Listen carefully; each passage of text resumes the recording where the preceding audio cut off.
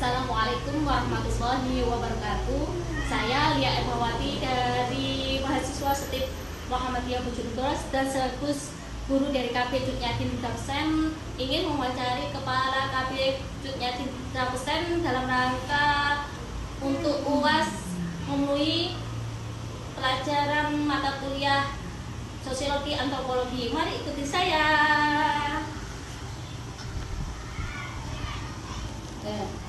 Assalamualaikum warahmatullahi wabarakatuh. Waalaikumsalam warahmatullahi wabarakatuh. Selamat siang Ibu. Siang. Mohon maaf, saya di sini ingin mengerjakan tugas dari Bapak Singa, yaitu sosiologi antropologi, yaitu ingin mewawancarai Anda sebagai kepala sekolah KB Cutnyatin. Dengan Ibu siapa? Saya Siti Mardia, ketua pengelola dari KB Cutnyatin Desa Kesayan. Ya, di sini visi misinya apakah benar satu mewujudkan anak yang sehat dan berakhlak mulia? Ya. Misinya satu, membiasakan anak hidup bersih dalam perilaku sehari-hari. Dua, melaksanakan pembelajaran anak dengan bermain.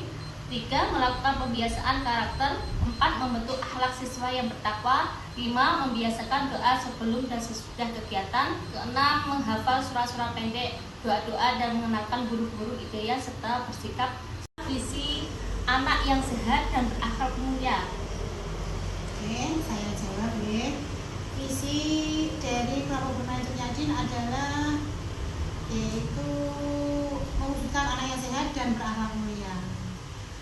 Dan untuk mewujudkan itu kami di kelompok bermain Cutnyatin ini melaksanakan kegiatannya dilaksanakan dalam kegiatan sehari-hari. Kalau untuk anak yang untuk fisiknya kita ajak olahraga, sebelum masuk kita ajak untuk fisik motorik dulu, kita senam, kita kalau hari Senin itu upacara, terus kita sebelum makan kita cuci tangan, terus kita ajak anak-anak untuk beres-beres kelas biar bersih, dan juga untuk kita ada praktek gosok gigi juga, itu untuk fisiknya.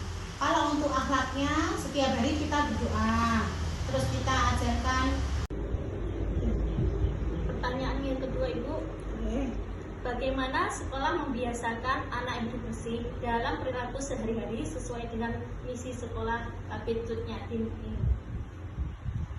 Kalau anak-anak berangkat sekolah itu pertama kan kita sambut di depan, kita salim, terus habis salim anak-anak melepas sepatu sendiri ditaruh di rak, dan kemudian anak-anak cuci tangan dari air mengalir dari keran itu, terus pakai sabun bersih, terus kemudian masuk ke dalam kelas dengan kegiatan yang untuk menjaga kebersihan sehari-hari itu. Setiap hari kita kalau hari Senin itu periksa buku, terus juga membuang sampah pada tempatnya. Kalau ada sampah yang tidak dibuang pada tempatnya, kita tanya ini sampah siapa, dan siapa yang membuang dia harus bertanggung jawab untuk membuangnya ke tempat sampah. Terus menjaga kebersihan sekolah itu juga kewajiban bersama. Termasuk juga kalau ada kita mainan yang belum beres, kita harus bereskan bersama. Seperti itu. Terima kasih. Siapa dulu? Masker gak ya? Masker.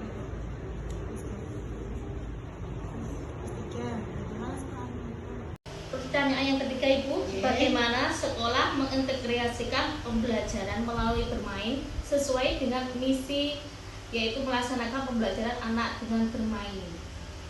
Sebenarnya kalau memang di PAUD itu lebih banyak belajarnya lebih banyak bermainnya daripada belajar. Berarti kita bermain sambil belajar. Kalau dalam anak-anak kita langsung aja menulis, mesti sulit Bu. Jadi kita itu mengajarnya mesti dengan bermain. Seperti kita kemarin itu menempel bintang, kita kasih angka di bintang itu, jadi kayak wayang angka gitu. Terus angkanya itu kita tanyakan kepada anak-anak, ini angka berapa?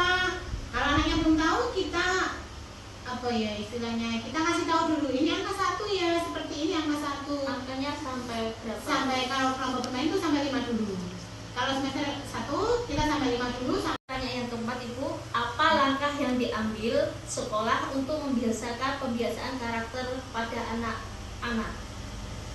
Untuk pembiasaan karakter yang baik itu misalnya berikan contoh langsung, kita ajak anak-anak praktek langsung, seperti praktek sholat. Kita adakan setiap hari Selasa, kita praktek sholat, anak-anak membawa peralatan sholat. Terus juga mengaji, membawa jilid atau ikro. Terus kalau seperti yang saya jelaskan tadi, kalau di kelas ada sampah yang tidak dibuang pada tempatnya, kita ajak anak-anak, siapa yang buat sampah di sini? Ayo dibuang ke tempat sampah, gitu. Terus juga untuk kegiatan seperti saat kita memberikan sesuatu, anak-anak diajari untuk bilang terima kasih. Terus kalau anak-anak nggak sengaja nyenggol temennya sampai temennya nangis, anak-anak kita ajarkan untuk minta maaf, Sali maaf ya nggak sengaja, sehari-hari itu. Sampai saat ini kita lakukan itu. Ketika anak berbicara kasar, kita juga menyampaikan kepadanya untuk berbicara yang lebih sopan. Terus kepada orang yang tua itu kita lebih sopan. Kalau mau melakukan kegiatan bersama-sama itu harus antri menunggu giliran gitu Bu. Ya, terima kasih Bu. Ya. Ibu, bagaimana sekolah membiasakan anak-anak berdoa sebelum dan sesudah kegiatan seperti yang tertulis dalam visi misi Kapitut Yakin ini? Setiap hari kalau anak-anak berangkat pasti ada penyambutan. Habis penyambutan kita senam di luar, senam dan kegiatan fisik motorik. Terus setelah itu anak-anak masuk kelas, sepatunya ditaruh di rak, kemudian cuci tangan. Nah setelah itu kita berbaris di depan kelas, kita masuk membuat lingkaran sambil nyanyi, terus kita duduk dan itu berdoa.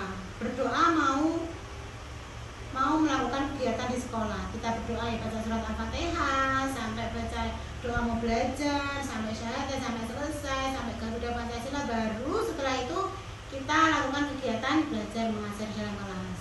Terus kalau kita habis itu kita pasti ada doa-doa pendek, doa-doa sehari-hari, ada surat-surat pendek, ada hafalan ayat-ayat pilihan.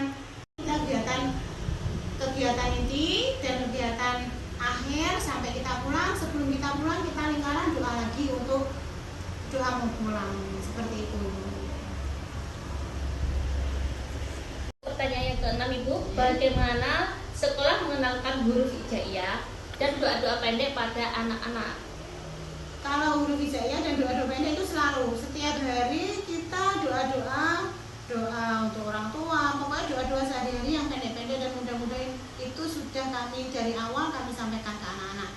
Dan kalau sudah kita itu berdoa bersama, kadang kita sudah berhitung, kita sudah menyanyi, biasanya anak-anak disuruh maju satu-satu untuk menghafalkan doa itu. Misalnya hari ini doa mau makan, kalau sudah hafal semua, minggu depan doa sudah makan. Suratnya sekarang surat Anas, minggu depan surat Al-Falaq atau bulan depan. Kalau sudah hafal baru kita ganti surat Al-Ikhlas, doa-doanya juga Asmaul Husna. Kita hafalkan sedikit-sedikit sampai nanti insya Allah selesai lah Asmaul Husna. Pertanyaan yang ketujuh Ibu, bagaimana sekolah membentuk sikap santun pada anak-anak sesuai dengan misi dan misi sekolah Kapitut Yakin? Kalau sikap santun itu memang anak-anak kan taunya hanya yang dari teman. Misalnya kalau teman berbicara kasar, dia kan belum tahu ya kalau itu tidak baik. Kita sampaikan itu bicaranya tidak baik, kita sampaikan ke dia yang baik begini. Misalnya kalau ada anak-anak nggak sengaja bertengkar misalnya, bertengkar, kenapa kok bertengkar, kita tanya, oh ini tadi mukul saya Bu, ini tadi kita sampaikan itu tidak baik, nggak usah. Kalau bertengkar itu nggak usah sampai mukul, nggak usah bertengkar, sama teman-teman kan saling menyayangi, harus berkata-kata sopan. Kalau misalnya mereka bertengkar, kita ajak mereka berdamai, salaman, saling minta maaf. Terus kalau sudah minta maaf silahkan berdamai. Kita kan